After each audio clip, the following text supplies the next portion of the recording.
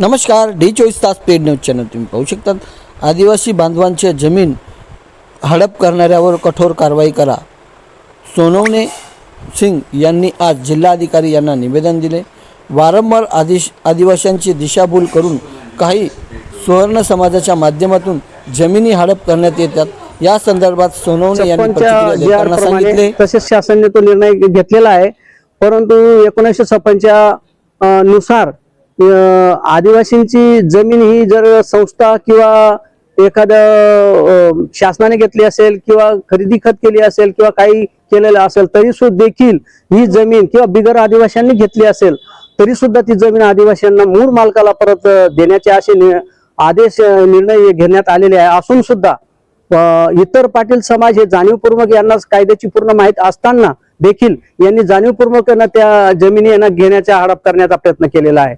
म्हणून यांच्यावरती अनुसूचित जाती जमाती कायद्याप्रमाणे यांच्यावर कायदेशीररित्या कारवाई झाली पाहिजे व चौकशी होऊन यांच्यावर कारवाई करण्यात यावी व मूळ मालकाला यांच्या जमिनी यांना परत देण्यात आल्या पाहिजे. आदिवासी हे मूळ मालक आहेत. येथील जलजंगल जमीनचे प्रथम अधिकार असताना देखील अनेक वेळेस त्यांना सगळ्या गोष्टींची माहिती असताना तरी देखील आता उतारा हे काडूबाई व आदिवासी जे आहेत 4-5 लोक यांच्या नावाने सगळे कागदपत्र असताना देखील व इतर जे बिगर आदिवासी आहेत यांच्या नावाने कुठलेही काही कागदपत्र नसताना तसेच इतर भिल्ल आदिवासी लोकांना सोबत घेऊन या लोकांना जीवे ठार मारण्याची धमकी दिलेली आहे. तसेच मारहाण करण्याचा केलं यांनी आणि तिथून यांना त्या शेतातून पळवून लावलं. त्यांना धमकी देण्यात आलेली आहे.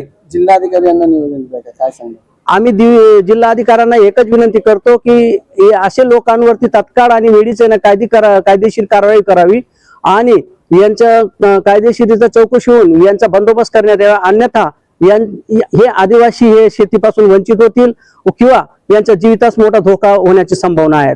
ज्यांनी या जमिनी हस्तगत केल्या आहेत, हडप केल्या आहेत, त्या व्यक्तींची नाव आपल्याला माहिती आहेत? हो, माहिती आहेत.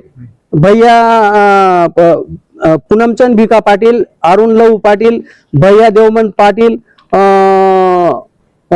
तसेच देवराम मोतीराम पाटील व वनाबाई भील, विनायक जामू भील व इतर पाटील व आदिवासी बाकीच्यांची नावं आम्हाला माहिती नाही. इथे सगळे लोक या ठिकाणी शेतात मारहाण करण्यास आलेले होते. तरी यांच्यावर कायदेशीररित्या